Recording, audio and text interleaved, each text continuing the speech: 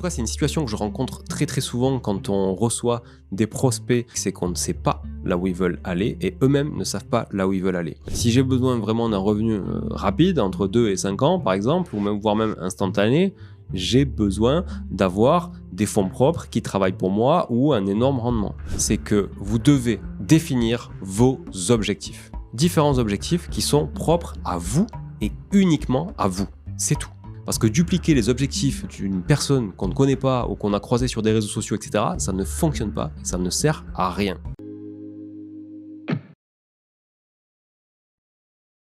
Salut à tous et bienvenue dans cette nouvelle vidéo, vous qui nous regardez sur YouTube ou qui nous écoutez aussi sur toutes les plateformes de podcast. Aujourd'hui, je voulais vous parler d'un truc qui me tient à cœur. C'est quelque chose que je vois souvent, en tout cas, c'est une situation que je rencontre très souvent quand on reçoit des prospects dans notre activité principale, qui est notre activité d'investissement clé en main, à la société Artae Immobilier. On accompagne des investisseurs pour leur trouver des biens, gérer les travaux, l'ameublement, la déco, gestion locative, etc. On apporte vraiment beaucoup de contenu et aussi en amont aussi sur un audit patrimonial finalement de leur situation et de là où ils veulent aller. Et en fait, ce que je retrouve souvent comme problématique, c'est qu'on ne sait pas là où ils veulent aller et eux-mêmes ne savent pas là où ils veulent aller. Pour répondre à ce genre de problématique, je le répète souvent et c'est ça que j'avais envie de partager aujourd'hui avec vous, plusieurs choses. La première chose, c'est que vous devez définir vos objectifs. Ça, c'est important. Votre objectif ou vos objectifs. Ça peut être un objectif personnel, ça peut être un objectif de vie, ça peut être un objectif de famille, ça peut être un objectif professionnel, ça peut être toutes sortes d'objectifs, ça peut être de l'expatriation, etc. Donc, définir ces objectifs, ça veut dire quoi? Je vous donne un exemple concret. Je définis pourquoi je veux investir dans l'immobilier. Pourquoi je veux investir dans l'immobilier? Est-ce que c'est pour avoir un complément de revenu? Est-ce que c'est pour abandonner mon métier? Est-ce que c'est pour vraiment vivre à 100% de l'immobilier? Ou est-ce que c'est pour créer du patrimoine pour plus tard, pour la retraite par exemple? Est-ce que c'est pour transmettre? Est-ce que c'est pour me rassurer? Est-ce que c'est parce que j'adore ça et c'est tout, et j'ai envie d'empiler du patrimoine? Différents objectifs qui sont propres à vous et uniquement à vous. C'est tout. Et ça, c'est hyper important parce que dupliquer les objectifs d'une personne qu'on ne connaît pas ou qu'on a croisé sur des réseaux sociaux, etc., ça ne fonctionne pas et ça ne sert à rien. Encore moins si c'est une publication sponsorisée qui a une formation à vous vendre ou un truc à la con, ça ne sert à rien. Donc, grosso modo, déjà, définissez votre objectif. En face de l'objectif principal, il faut mettre un autre objectif. Si par exemple, votre objectif principal est d'arrêter de travailler et de vivre de l'immobilier, en face, vous devez mettre un montant nécessaire, minimum, mensuel ou annuel, pour vivre de votre immobilier. Avant impôt, après impôt, considérez la fiscalité associée, considérez cette évolution de la fiscalité dans le temps, etc.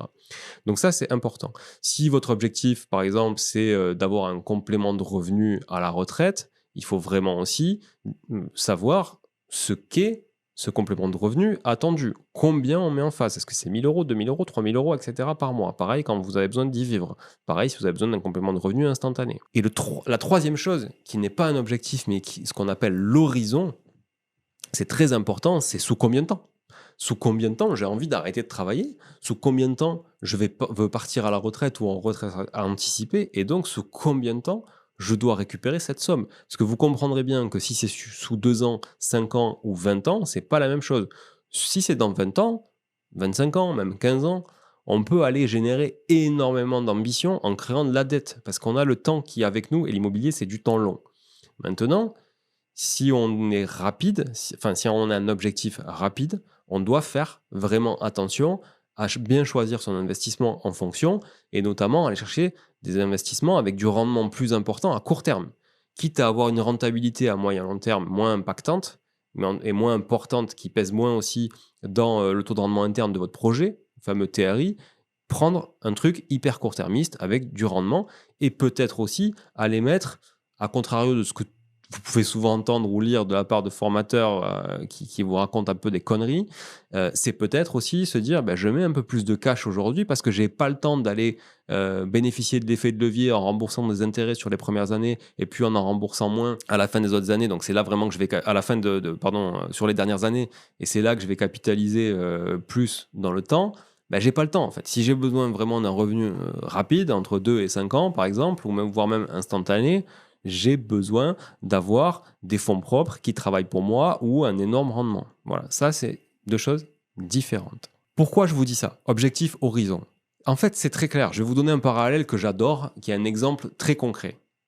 Si, dans Waze, que tout le monde connaît, vous ne mettez pas la destination dans laquelle vous voulez vous rendre, comment Waze peut vous indiquer le chemin à prendre? C'est impossible. Vous ne pouvez pas définir le chemin et mettre tous les jalons de votre stratégie en place si vous n'avez même pas identifié là où cette stratégie doit vous emmener. Donc c'est vraiment très très très important de mettre une destination à vos objectifs et à votre horizon d'investissement. Là où je veux aller et en combien de temps je veux y arriver. Voilà. J'espère que cette capsule spécifique vous a plu. C'est plutôt une capsule macro, on va dire. C'est pas technique aujourd'hui, mais c'est essentiel. Ça doit être la base de n'importe quelle stratégie d'investissement immobilier. Mais c'est aussi valable pour n'importe quelle stratégie patrimoniale, finalement, même sur d'autres leviers tels que les marchés financiers, etc. Est-ce que vous voulez du dividende? Est-ce que vous voulez pas de dividende? Est-ce que vous voulez capitaliser sur... Est-ce que vous avez le temps de prendre du risque, etc. Je ne rentrerai pas là-dedans parce que ma spécialité à moi, c'est l'immobilier.